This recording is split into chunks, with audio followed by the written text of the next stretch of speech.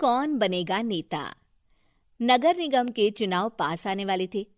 पूरे कानपुर शहर में टिकट को लेकर मारामारी शुरू थी, लेकिन सबसे ज्यादा चर्चा में वार्ड नंबर 40 की सीट थी। वो इसलिए क्योंकि इस बार वहां की सीट महिला के लिए आरक्षित थी। अब सवाल ये था कि चुनाव लड़ेगा कौन।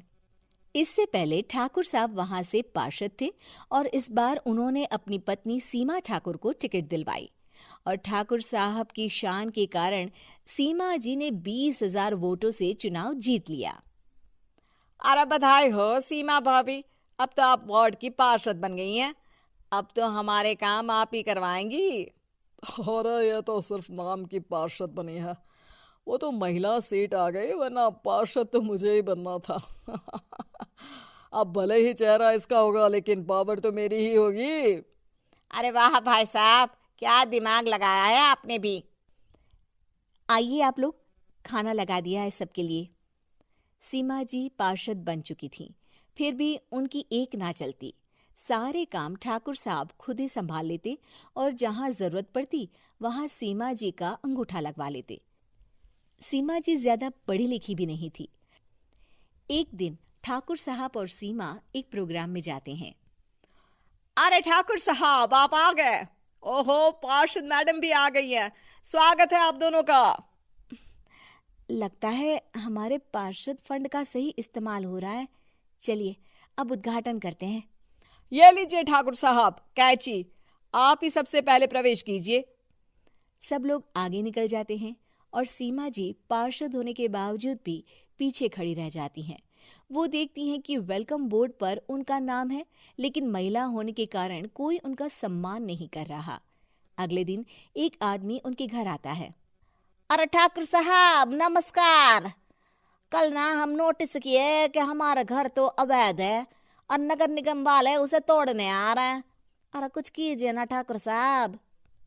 देखो भाई, मैं तो ज्यादा कुछ कर नहीं सकता, पर अगर तुम सबकी जेब गर्म कर दो तो कुछ हो सकता है। कुल मिलाकर 4 लाख लगेंगे। अरे 4 लाख ठाकुर साहब? अरे भाई, मैं अपने लिए नहीं मांग रहा हूँ। दरोगा है, इंजीनियर बाबू है, बड़े साहब है, सबको देना पड़ता है ना थोड़ा थोड़ा। बोलो है मंजूर? तभी वहां अचानक सीमा जी आ जाती हैं। अरे ये आप क्या कर रहे हैं? पहले इन्हीं लोगों से तो आपने वोट मांगे, अब इनसे ही पैसे ले रहे हो। अरे चुप रहो तुम। तुम्हारा काम है सिर्फ अंगूठा लगाना, तुम वही किया करो। मुझे दूसरे काम तुम मत सिखाओ, समझी? और तुम ना जाओ, अब पैसे लेकर आओ, वरना जेसीबी किसी भी वक्त आती होगी। सब कुछ ऐसे ही चलते रहता है। एक दिन सीमा जी और ठाकुर साहब को एक लोकल मीटिंग में बुलाया जाता है। वहां पर कई और अधिकारी लोग भी मौजूद रहते हैं। अब मैं चाहूंगा कि ठाकुर साहब हमारे बीच 2 शब्द कहें। मेरे प्यारे भाइयों और बहनों, आज मेरा सौभाग्य है कि मैं आप सबकी सेवा दिन रात कर पा रहा हूँ।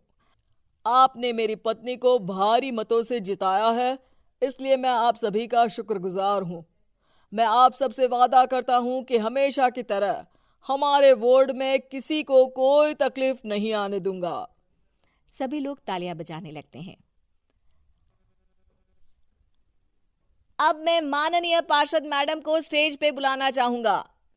अपने नाम को बुलाया सुनकर सीमा जी एकदम चौंक जाती है। उन्हें बिल्कुल उम्मीद नहीं थी कि इतनी बड़ी जगह उन्हें मंच पर बुलाया जाएगा।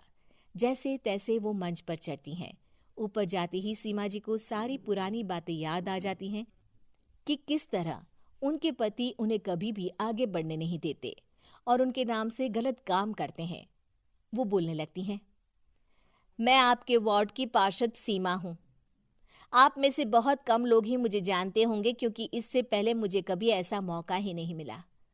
सारे मौके मेरे पार्षद पति यानी आपके ठाकुर साहब ही लेते रहे, लेकिन आज ये मौका मुझे मिला है तो मैं इसे ऐसे ही नहीं जाने दूंगी।